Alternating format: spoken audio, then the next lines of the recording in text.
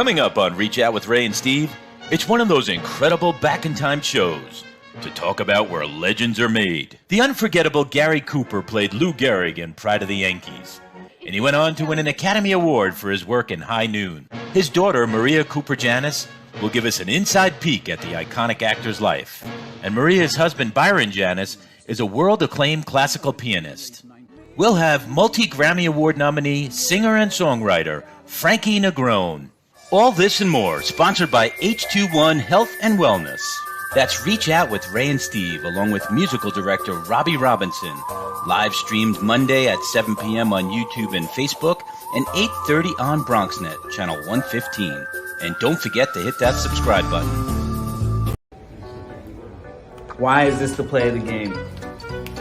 This is the play of the game because I have had so many hot dogs and lobster rolls today and sushi and shaken so many hands and went to the bathroom a couple of times and taken so many pictures a couple of times more than that. So this, ladies and gentlemen, the play of the game.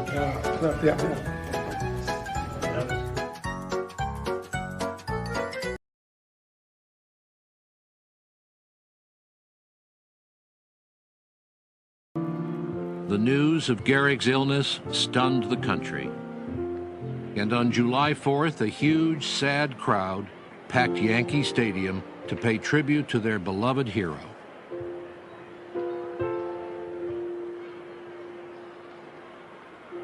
Babe Ruth came back, and the two old teammates ended their long feud.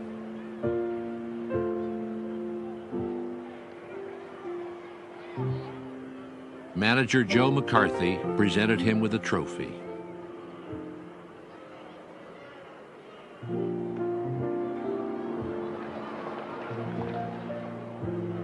At first, Gehrig was too moved to speak.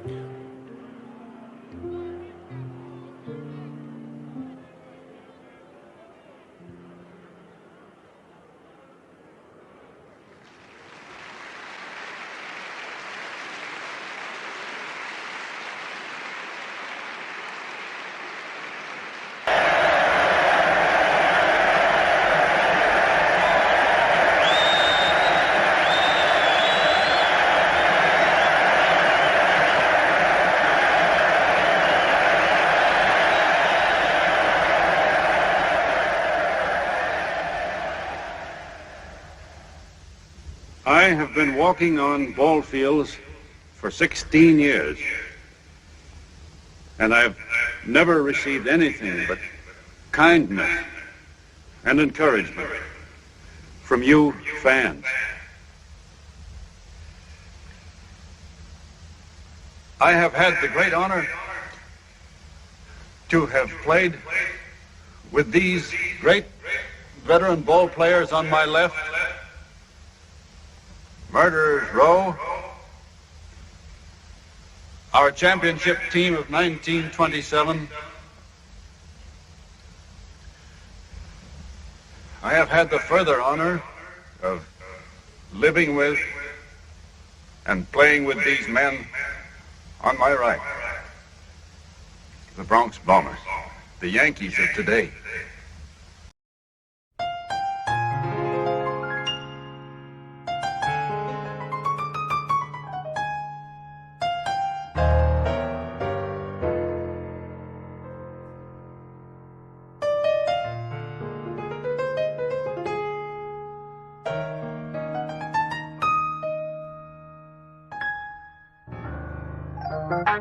Reach out, oh,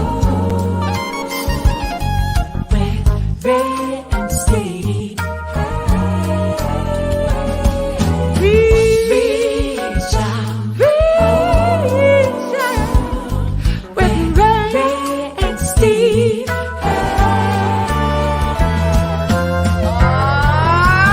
Take me out to the ball game. Take me out to the car.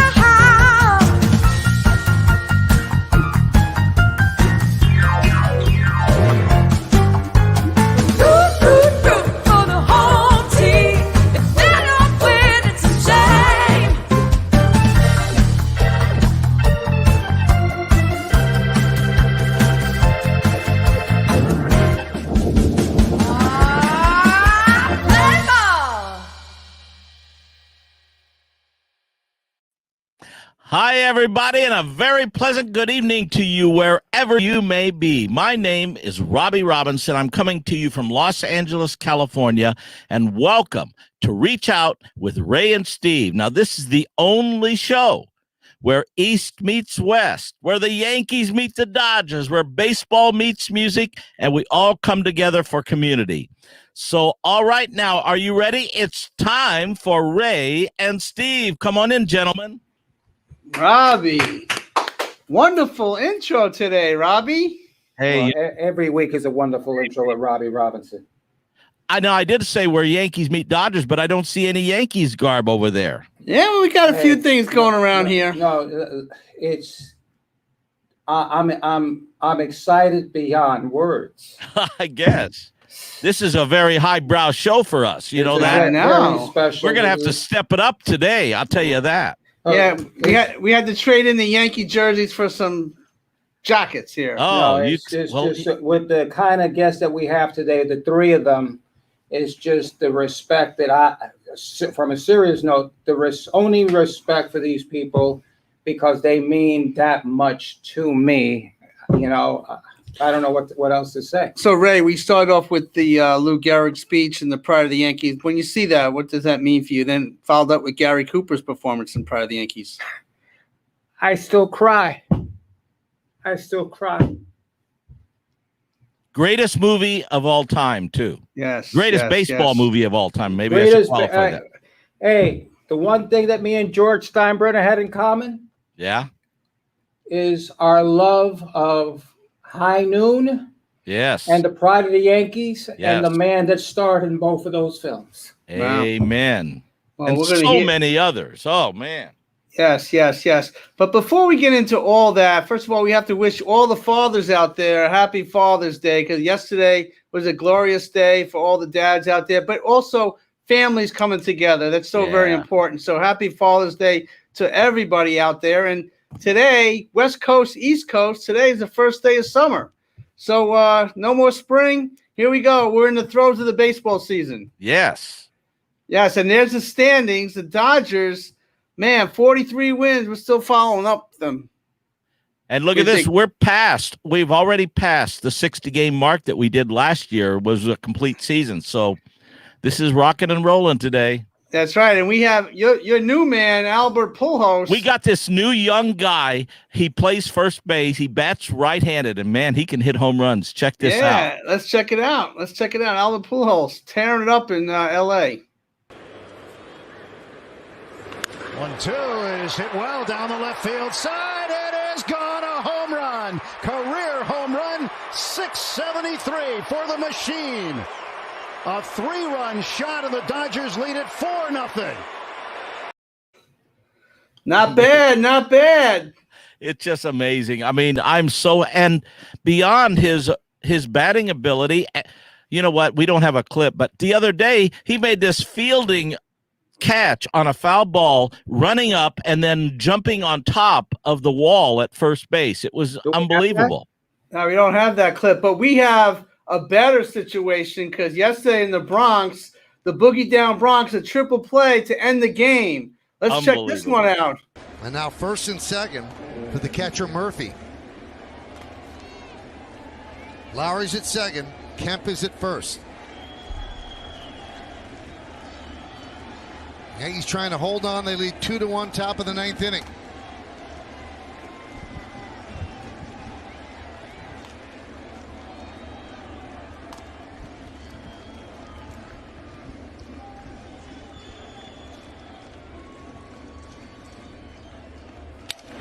This could be 1, 2, on to first. It's a triple play. They've done it again.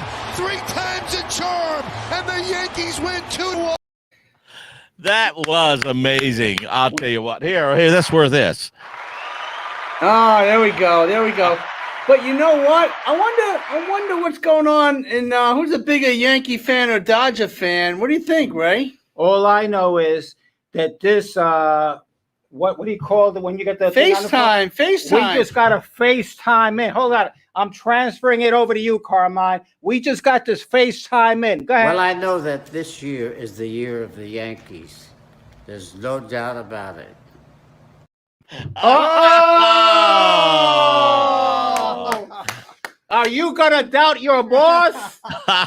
Well, he knows who I love, man, and so I can never back down. The only time I wear a Yankees hat is when I get a chance to play the organ at Yankee Stadium. Okay. Wow. That's great. Well, we have some Bat Boy dates coming up. Well, I don't want to get into that. Okay. I want to get into this situation. Well, let's finish up with the baseball. Okay. And you're supposed to. The situation with which baseball? Well, what it is we have to pick who was the MVP. Oh, the MVP. Who is the MVP here? It's not. Is it Gary Sanchez this week?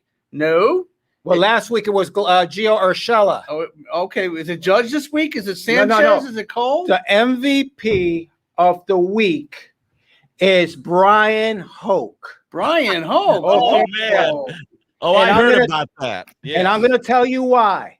And I'm sorry we don't have the audio. We don't have the audio. No, we don't have the audio. Yeah, you messed up and I messed up. Okay. Everybody messes up in the world. Because last week the Yankees got beat twice by the Philadelphia Phillies. And then at the press conference, when they spoke with our manager, Boone, only one guy of all these so-called veteran writers had the nerve and the spirit to ask, so are the Yankees getting used to losing? And Brian, come on, talk to us Brian. about that. Hey, guys. Yeah, what an intro. Well, Yes. if you think back, they had lost 11 out of 15. The team looked dead in the water, and it was looking like it was going to be a long summer in New York. And, I was just, you got to go back to that. But Boone a lot of times gives off this kind of California cool where, where things are about to turn. I see some good signs. Things are coming around. And it's like, enough, guys. It was 11 losses in 15 games, and it just looked bad. And, yeah, I asked him at that point, I said, do you get a sense in the dugout that this team is getting used to losing? And he did not like that. You actually saw him snap, and he gave you a fiery answer, and he said, no one gets used to freaking losing, and he told me to get the hell out of here with that, which, looking back, is the right thing. He went to bat for his players, and that's what you want to see out of your manager, kind of stepping up, showing some fire. And look, can't argue with the results. They're 5-1 since that post game. How hard was it? Did you have to think a lot before you asked him that question? I don't think I thought at all. I think I was frustrated with having wasted a weekend watching the Yankees in Philadelphia play bad baseball, and it seemed like the appropriate question to ask at the time. I mean, it certainly wasn't a matter of one bad game. This was a long stretch that went more than 2 weeks where this team was just not playing up to capability, and you wondered, are they going to turn it around? Because if not, then it's time to start making some changes here. And I got to give Boone a lot of credit because the next day he came back and said, hey, Brian, how are you? He did. How'd you feel about that? And after the game that night, I asked him, are you guys getting used to winning? So we brilliant. We cleared That was it. brilliant. I will love say that. something. I'll give you some behind the scenes there. I didn't know if we were okay. And about 45 minutes to an hour later, I got a text on my phone. It was Aaron Boone, and he was apologizing for being short with me. So I give a lot of credit to Booney for the way he handled the situation. I know he was frustrated. Of course he was. And I told him, that's all right. I'm a big boy. I can take it. It's part of the gig, and I get it. You're in it. And I told him, go get him in Buffalo against the Blue Jays. And you know what they did? They swept Toronto. Right. Well, as a fan, that's the kind of emotion we want to see from the players and the managers. Absolutely. I mean, we need to see that to see they're connected with what's going on. And you hit a sore spot, which inspired them. It seems like. Well, you see that he got thrown out of the game. He did 2 days ago, and I know that he was grandstanding a little bit. I thought he was giving it a little more than he had to in that situation. I got that. I got that sense too, yeah, that because that was a game they were winning, and obviously, look, there's a ton of pressure on the Yankees. That was a game where Aroldis Chapman wasn't getting calls on the strike zone. The strike zone was kind of inconsistent the whole game. I thought that he was going a little over the top to try and send a message. And look, hey, it's working for them, right? So keep it up. Yeah. Hey, Bravo. Go ahead. Bravo there, Brian, for that. But I have maybe Brian needs to go down to out to Phoenix because the Diamondbacks have now lost 17 in a row. How do you like that? Oh. Why would you want him to do that when you're rooting for the Dodgers? Well, good point. That is just brutal. Like, I don't know how you put up with that. Forget the fact, by the way, it's like 120 degrees in Phoenix, so everybody's just miserable out there. But yeah, that is just tough. And let me say, so you see the behind the scenes. I mean, during the games, I sit with our team president, and I actually asked him. I said, "Are you okay with Brian Hoke's questioning of that situation?" And he goes, "Absolutely. What else was he supposed to say? Of course, he was supposed to hit him with that." And I like that from him. I like the fire from our president because he wants to win all the time. And that's the kind of fire that, in essence, Brian actually gave to our manager, who, in essence, number one, he's actually managed much better than he has in the whole season. He has pushed a lot of good buttons, a lot of pinch hitting opportunities there where he's just on a roll now, and he's making the right calls. So this 5-1 stretch has looked really good for the Yankees, and it's also the way that they're winning the games too, because you're seeing some fight from them. They're down early and they're coming back to win these games. I mean, nothing. You guys played the clip of the triple play. That was amazing yesterday, and I'm thinking, they are in trouble with a capital T here. And of course, they just get a triple play because that's what the Yankees do. So that's their third of the year, which is just remarkable.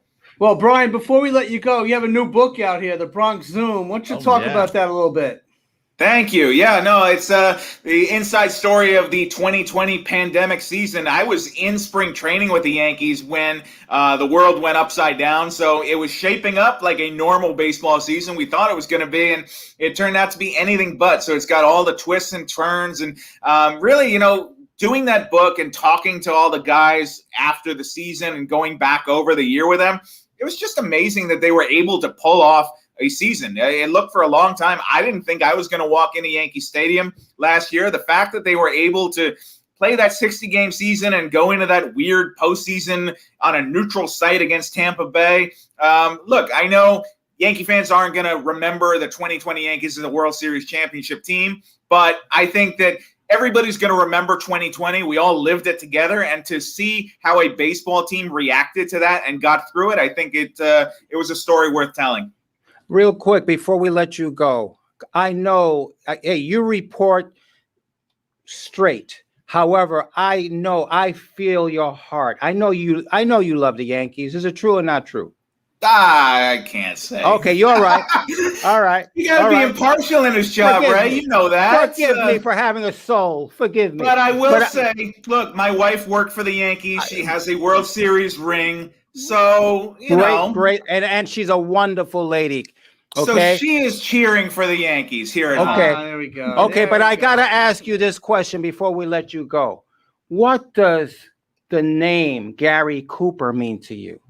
Oh, I mean, one of the great all-time performances. I'm so excited that you're having his daughter on. That's so cool. And I mean, pride of the Yankees. Like, I saw what you were saying before about how you tear up when every time you see it. I mean, it holds the test of time. I don't think you could go make a Lou Gehrig movie now and have it compared to Pride of the Yankees. Can't do it. If you wanted to remake it, I'm sure it would be good, but it wouldn't be Pride of the Yankees. And you wouldn't have Gary Cooper. No, you wouldn't have Babe Ruth in it either, would you? You could throw all the money in Hollywood and go make a big Lou Gehrig blockbuster movie, and I'm sure it would be good, and I'd go see it, but it wouldn't be Pride of the Yankees. Right. That's right. Right. Thank you so much, Brian, brother. Thank you very much. Congratulations on your new book. Yeah. Thank you very much, guys. Thanks for having me again. Thank you. There he goes. Great guy. He's wonderful guy. MVP, wonderful. His family. He's got one of the great families. His wife, I was always very fond of her. She's a wonderful lady. But when you talk about Gary Cooper, and now we have Maria Cooper on with a wonderful, outstanding husband, Byron Janis, the pianist.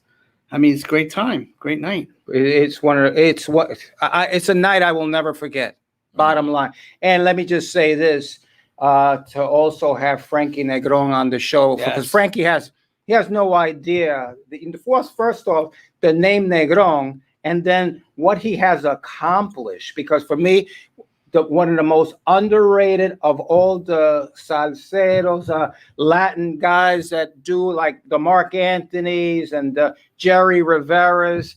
And for me, I mean, Frankie is like right there with them, man. I mean, you know, it is. Hey, Mark is a friend of mine, so I ain't saying nothing. All I'm saying is Frankie Negron's the dude, man. Yeah, he's a dude. I mean, it's going to be great. But before we get into everybody right now, Bat Boy is a summer tour here. We're doing this. We're going to be at the Boys and Girls Club in Kips Bay on July 20th, the Boys and Girls Club of Mount Vernon on July 21st. We're going to be at the Argyle Theater August 8th. That's a new gig for us. We started all off on there. And then we're going to be at Yogi Berra Museum on August 13th.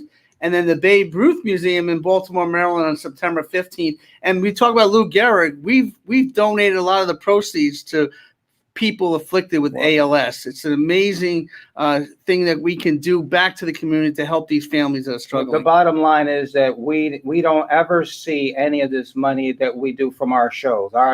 All of that goes to different funds, different situations. I don't want to see a check or anything. We leave the money at the box office, right, and the people go and collect the monies for their programs, etc. And there's one family in Babylon who they're in a situation whereas they need a new bathroom because the gentleman can't get into his bathtub anymore because of his situation and stuff like that. And we want the house fixed so that he can, in essence, have a decent last few years of his life, you know, because you know that you can't get into your bathtub, man. You know. Well, these performances, we have an amazing cast that have that same pay it forward edge that they want to get back. You know, our cast is great. I mean, we have Frankie Valli and Robert. Aren't they on our show? I don't know. They haven't signed the contract. Wrong yet. show. Sorry. Yes. Sorry, Robbie. We will be coming out there though sometime a little bit later. We've been rehearsing and getting ready to go out on the road. Our first shows are the end of July in Milwaukee and Green Bay and in Cincinnati, and then we head out to the East Coast. Yeah, East meets West. And isn't Frankie and the Boys coming out with a new album? Well, it's not Frankie and the Boys. It's Frankie Valli. And Frankie this is Valli. Get it straight, bro. Okay. This is the first time. I mean, how many records? I don't even know how many records Frankie has recorded. Let's put it this way. Frankie is 87 years old. He recorded his first record when he was 16. So he's been recording now for 70 plus years. This is the first time in his life that he is coming out with a jazz album, Frankie Valli, A Touch of Jazz. And it comes out this coming Friday. As the kids would say, it drops on Friday. Oh, nice. I love it. It's a beautiful cover. Great work. That's right. We can't wait till you guys get out to the East Coast so we could spend some quality time with you and see some great music. And thank God the pandemic is lifted. And we're all trying to get out there, especially musicians right now. So God bless you guys, what you do. Thank you. But we have a wonderful duo, a married couple, and Marie Cooper. Maria. Yeah, Maria Cooper. I just met a girl named Maria. And her wonderful husband, pianist Byron Janis. And we have a great tribute that we want to put on here before we bring them on the show. Let's check it out. Byron Janis accompanies in his own composition, Heroes Passing By.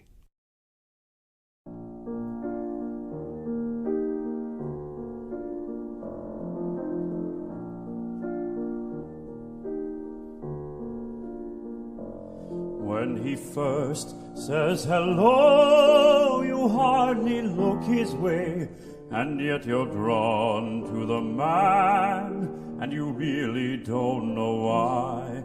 And as he turns to go, you notice folks are watching him as if they believe there's a hero passing by. He's a hard man to know, so silent that you overlook the ghost of a smile or the glimmer in his eye. And the fire won't show until his very soul is touched, and then you'll be sure there's a hero passing by. He'll be patient, he'll be gentle, but inside him there is steel. You can trust him, you can love him. He is thoughtful, he is real. But I wonder if he's different. Can we ever understand? And I wonder if he's different. He's a hero, he's a man. Why does one man risk his future? Why would one man walk through fire? Is it courage? Is it conscience? Is it duty or desire? But I wonder if he's different. Can we ever understand? And I wonder if he's different. He's a hero, he's a man.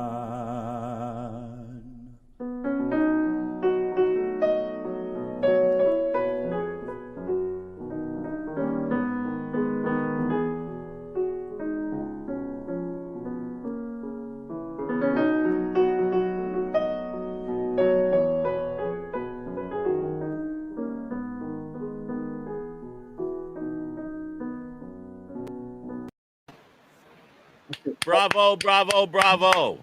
Thank you, Byron. Thank you for that. Thank you so much for that, Byron. Please, thank you for playing it. Thank you for playing that. It's very, expect me to talk now? No, that's a special, it's a special song that Byron wrote actually as the Gary Cooper theme for the Turner documentary. Gary Cooper, American Life, American Legend. Wow. You know, I'm working on a book right now, which is entitled "The Bat Boys Heroes," and there's a section on several women that I considered my heroes, like Rita Moreno, who's means a lot to me, because she's from Puerto Rico, Latina, who defied the odds and won every award possible. And then another woman that means a lot to me. Forget about my mom. That's she's my world. She was my world. But the person was Sophia Loren, okay, who I had time to sit with her and we talked forget about it. And the very last thing that woman said to me was, if I said, any regrets, I asked her. She said, my one regret in Hollywood was that I never got to work with the great Gary Cooper. And I get chills as I said that. She said that, really? Yes. That's interesting. What? My mother made a funny comment at one point. She said, Gary, she said, I don't mind if you go out with Marilyn Monroe, but I don't want you to go out with Sophia Loren. Oh, that's funny. Wow. She's a lovely woman. Lovely woman. Wow. Hilarious. That's beautiful. So, Maria, when you look back at your father's career, I mean, what stands out? Part of our show is kind of a history lesson for the younger people out there, too. What would you say to the young actors and actresses out there that are in acting? What would you say to them about your father? Well, I would hope that they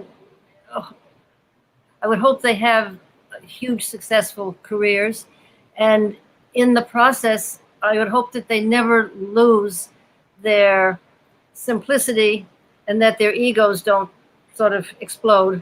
Wow. in the process.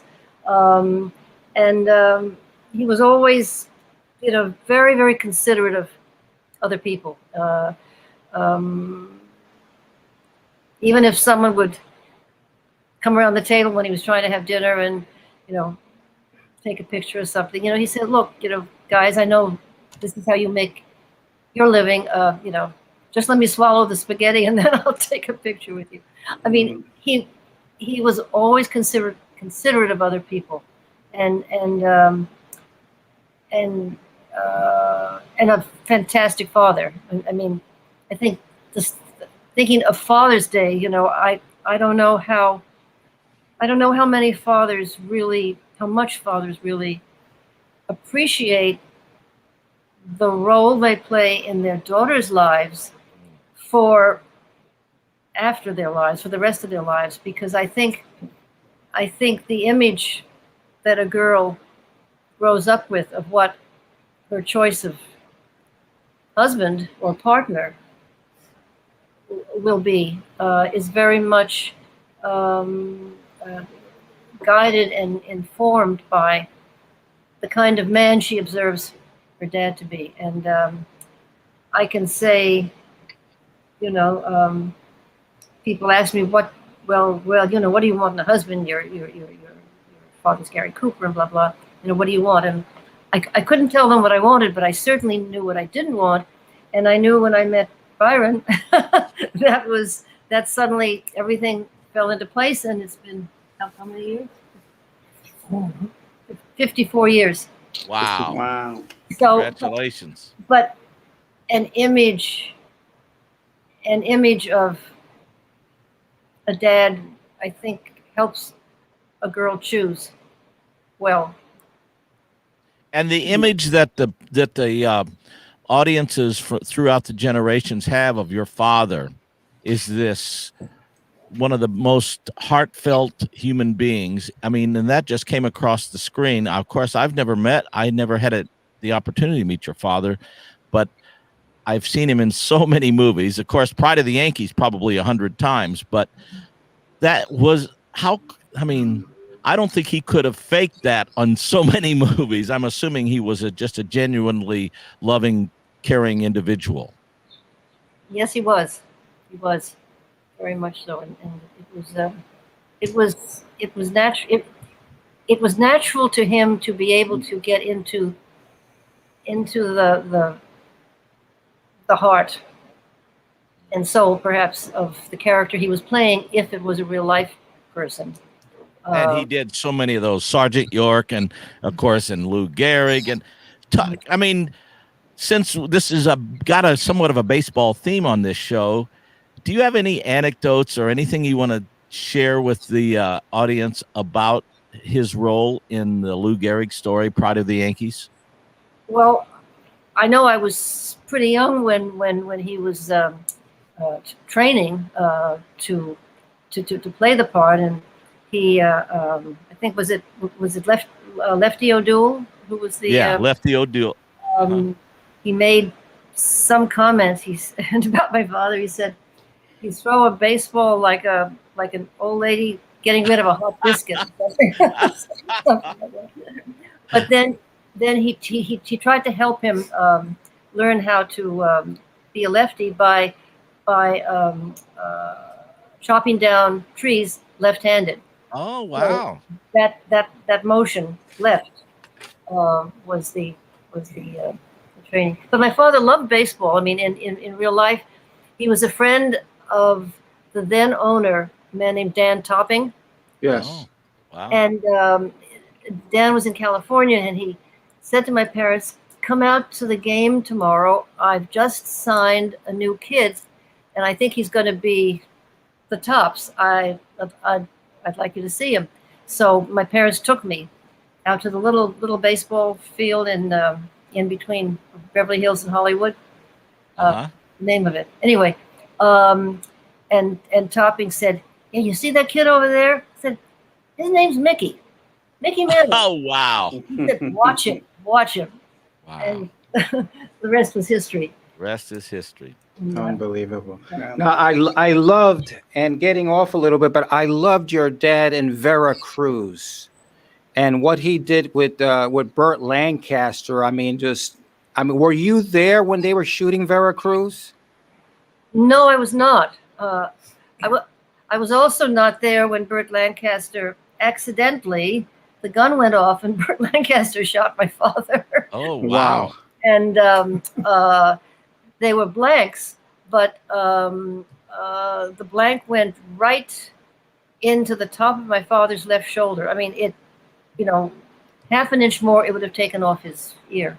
Yeah, it could kill you. Yeah. Wow. Yeah. Yeah. Mm-hmm. I have one more quick question about that movie, Pride of the Yankees, too. Did he ever have any anecdotes about Babe Ruth? You know, acting with Babe Ruth. No, he didn't. He didn't share any Babe Ruth stories. I did. I was looking for something that I wasn't able to find to show you, but I did. I do have a Pride of the Yankees file, and can you see this? Yes. picture? Oh yeah. Wow. Still from the. Yeah. Beautiful. Unbelievable. But And, baseball has been. It was so funny because I've always loved baseball, and then Byron's loved baseball so much, so it's been great for me to become a Pirate fan as well, and but I think Byron, when the Pirates were in the series, in the World Series, you were where in? I was in the Soviet Union. He was in the Soviet Union. Talk about frustration. Oh, wow. Well, Maestro Janis, it is an honor, especially for me being a hack piano player that I might be. But even to talk to you is a great honor. For our audience, let me share. Maestro Janis studied with Horowitz. And when you were just a teenager, right? He's composed for Broadway and TV. He's won numerous awards. He's traveled the world. He's the first ambassador for the Arthritis Foundation. He's got a biography called Chopin and Beyond, My Extraordinary Life in Music and the Paranormal. And you are one of the he's played at the White House 6 times, and you are indeed a legend in the classical music world, and it is such an honor to have you on the show, Maestro. Thank you so much. Can you tell? And one of the things that Maestro Janis did was he discovered 2 manuscripts that had never been seen before by Chopin. Can you tell us about that at all, Maestro? Yes. Well, I found 2 manuscripts of 2 Chopin waltzes at a chateau in France. Uh-huh. It was a big discovery because no one had found a Chopin manuscript yet. Anyway, all kinds of press on it. 6 years later, I was at Yale University. Uh-huh. As I was walking out, I said, "What's that?" Way up high. Uh-huh. He said, "We don't know." I took the ladder, got up on the ladder, got the thing down. Guess what? The same 2. Amazing. Amazing. Somehow Yale had them, but didn't know. Pretty strange. That is amazing. Who is your favorite composer? If you could even say such a thing? It's hard, yeah. You can't compare. Right. Greatness. I know you've performed Chopin many times. And now for piano, would you say Chopin is? Certainly would be one of them. Because he was a pianist and he really couldn't write anything but piano. And he wrote like no one else. And what are your thoughts on Bach, Beethoven, and Mozart? Well, that's a big question. Bach was extraordinary. You cannot believe he was actually, it's a classical, he was actually a romantic composer. Wow. He wrote a lot of sarabands in his right fugues and stuff. They're absolutely, totally romantic. He could write words. So it's hard to classify something. Sure. Beethoven was his love of music and his passion for music allowed him, despite becoming deaf right in his 30s, allowed him to write and even conduct. And he didn't know when it was finished. So Think of that. I think you feel close to Beethoven, Byron, because of the term passion. Yes. Because in terms of overcoming a handicap, and Yes. without Beethoven's passion kept him going. Your passion has kept you playing through arthritis for 50, 40 some years. Right. And without that passion, you would have, you wouldn't have had the energy or the will or the drive to do it. Yes, it was even much more than arthritis. 11 years old, I put my hand through a glass door, French door. Uh-huh. It's just was chasing me.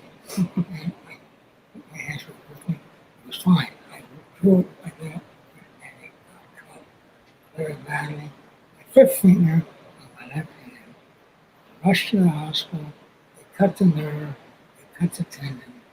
And since 11 years old, I made my whole career with 9 fingers. That finger was totally numb.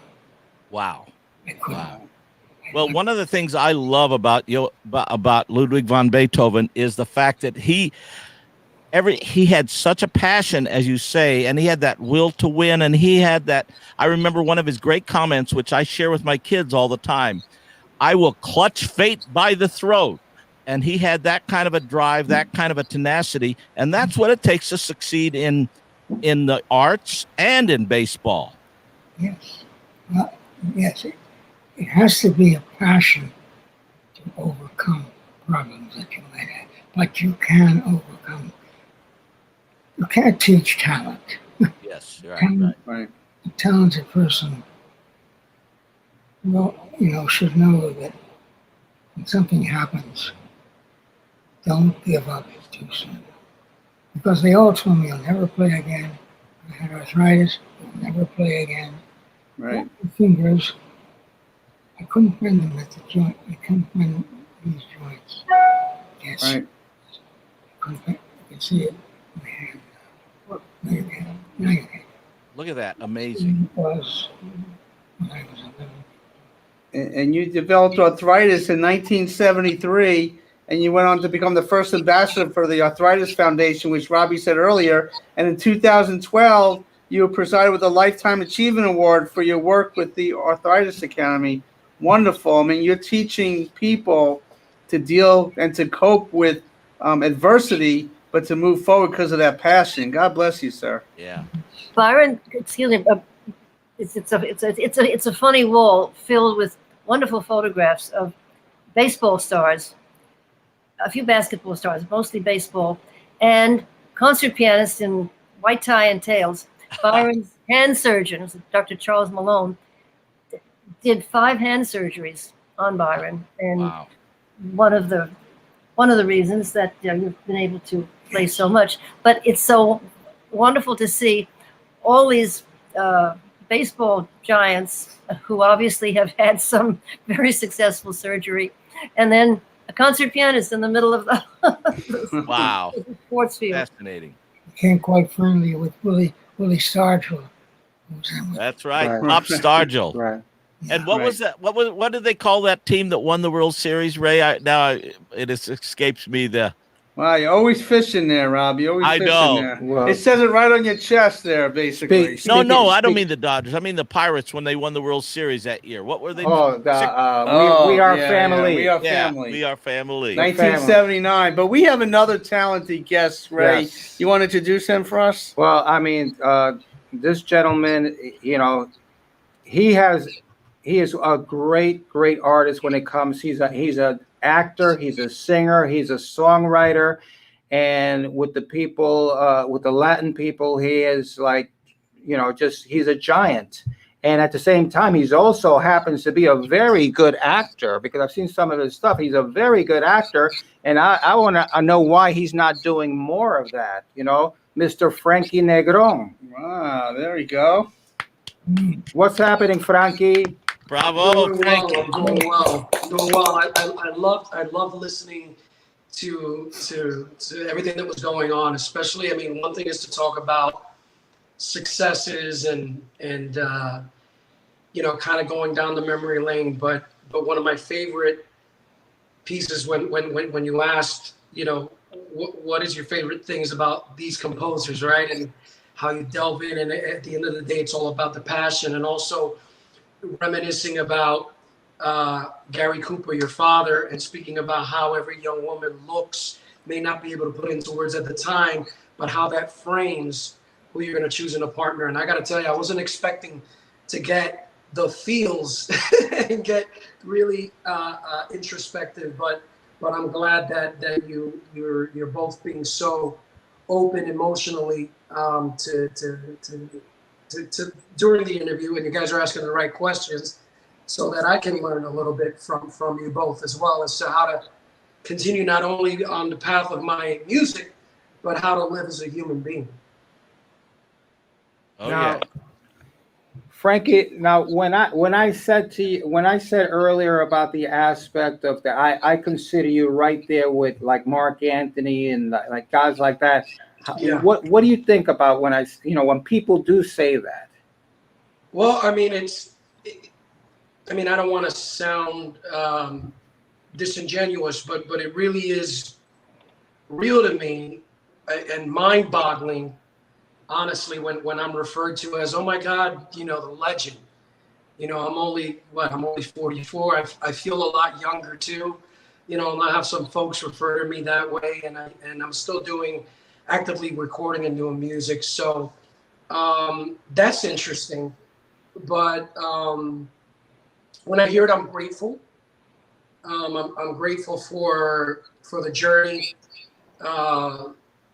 Just being blessed, right? Because you talked about talent, but besides having talent, you have to have the right mentality and the passion, and honestly, the universe, and grabbing fate by the throat, as you put it, to be able to for the stars aligning, right, to get to where you are. And I came from very humble beginnings. The person that discovered me was Paul Simon, who's also a huge Yankee fan. I was all of 12, 13 years old, performing in doo-wop in Jersey City, and that's where I met him, and that's kind of like how I got my break within music. Hence, the acting came through him as well. He connected me with some folks and got to do some musicals on Broadway. But to answer your question, I heard you right before you brought me on. So I'm not doing more acting. Just I felt like I wanted to focus 100% on my first love, which is my craft for music and writing.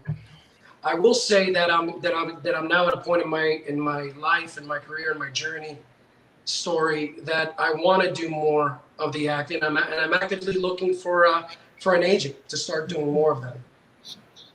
Interesting. Wow. Interesting. Well, Frankie, you came up Newark Arts High School. You were in a band, Bass Harmony. Yeah. Started way back then. You had 2 gold album awards, 9 Billboard Top 40 hits. Talk about your career a little bit, about the journey now and how the pandemic has affected you, and where do you see yourself going from now? Well, I mean, the music industry, the arts industry is all about adaptation, constant adaptation. I mean, Amen. Yes. To use the baseball term, you know, curveball. You know, this was a huge curveball, the pandemic that we didn't see coming, and you either adapt, right, or you retire. And I decided to adapt. So many are still kind of timid to go back on the road. I mean, they have reasons too. I don't knock it, but in my case, I was itching to get back out and to start doing music and shows. And now the calendar's starting to fill up, and I'm grateful for that, because as a working musician, as someone who's not doing a genre that's quote unquote mainstream, the majority of your revenue is on touring. Right? On traveling abroad, or even within the States, certain enclaves of people that listen to Latin music. I'm going to segue a little bit, because I'd be remiss if I would have mentioned this, but I see the LA and the Bronx, and right away the first thing that popped in my head was the lead singer of Three Dog Night, Chuck Negron. Chuck Negron, right? I'm sure you guys. Bronx native, who's Right. now an LA guy and also a sports guy. A lot of people don't know he had a scholarship to play for the University of California basketball. Now, are you sure that this is not some conspiracy? We've got Ray I Negron, feel Frankie like a Brady Negron. bunch right now. We are not going. We I will think there's leave a that I alone. think there's some Puerto Rican organized thing. It might be fun. It might be, you know, because maybe we have to connect with the Negronis or something. Yeah.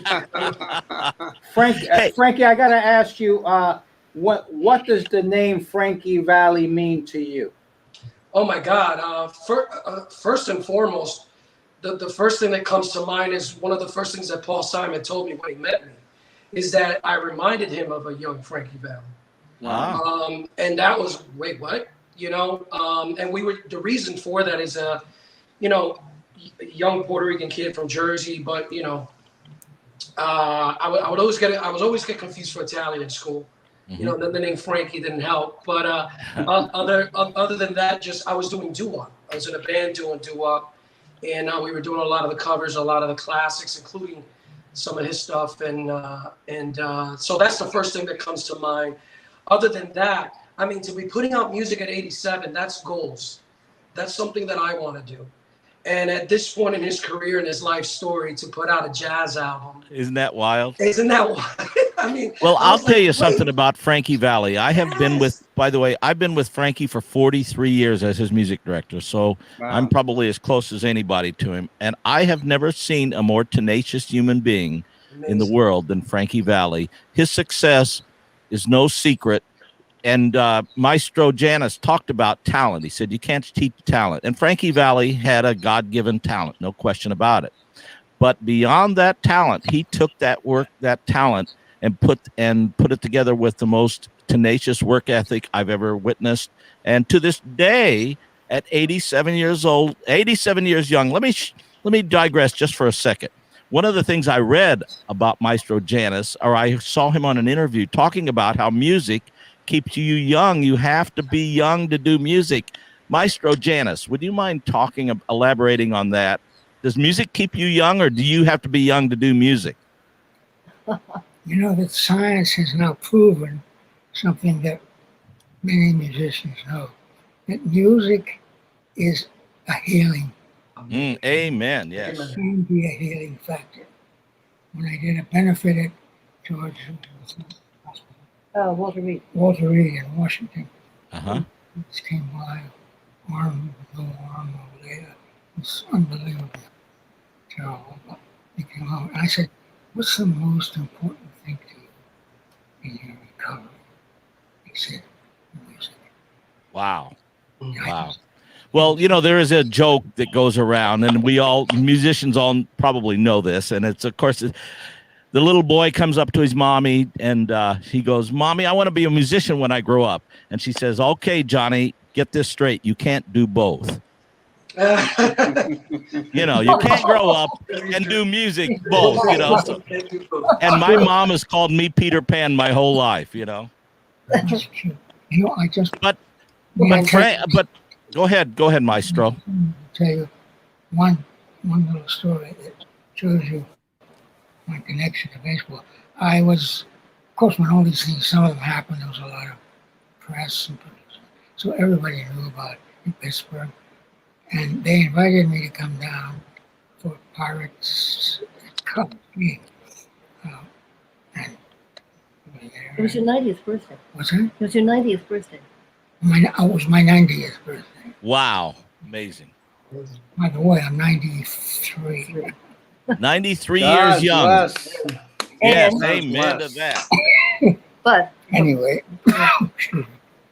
So Frankie Negron, so you're a Frankie from Newark, New Jersey, right? I am. I'm a Newark guy, proud Jersey guy. You know this. You know, you're New Yorker or Jersey, even Californians. You know, there's certain states that we're not just like from our hometown. We're from that state. You know, There must be something in the water in New Jersey, because there have been a lot of singers that have come out of Newark and New Jersey in general, of course. Yeah, New Jersey in general, but Newark in particular, man. I mean, again, I'll just reference Paul Simon's dad was a jazz musician in Newark, and he was born in Newark. A lot of people don't know that. They think he grew up in New York. But yeah, I mean, a lot of Jersey talent. You know, my inspirations growing up, everything from on the R&B pop side, from like Whitney Houston to the Jersey Rockers, obviously, you know, Springsteen and Jovi and everyone in between. And But wasn't yeah, I there mean, another singer named Frank that was before Frankie Valli from Jersey? I there forget was, his there was a little singer. It was part of something called a Rat Pack. He was really. Can I let you in on a little secret? Yes, please. I don't think I'm exaggerating. If you ask Byron, the biggest thrill, or a parallel to the biggest thrill, playing at Carnegie Hall or being asked to throw out the first pitch of a Pirate game with the Cubs.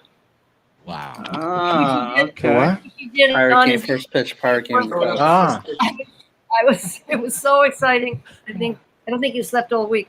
That's cool. That's Do you have do you still have the baseball? You bet. Yes. Oh, so cool.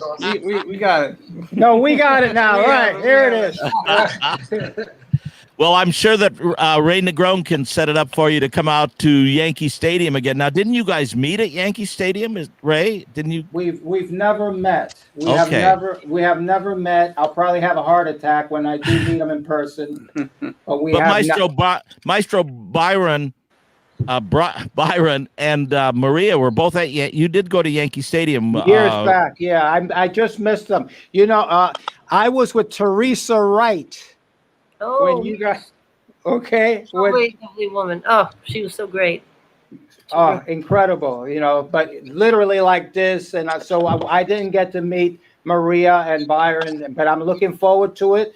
They have an open invitation, as does Frankie, to come over to Yankee Stadium when they're ready. You know, that'll be a thrill for us, and we're going to put them on the board and everything. Oh, we'd love. Maestro, we're gonna take him up on that, right? I think we. Yes. There we go. I'll make sure. Yes. You're not invited. Oh, okay. All right. Well, I'm in be the nice. fort here. There we go.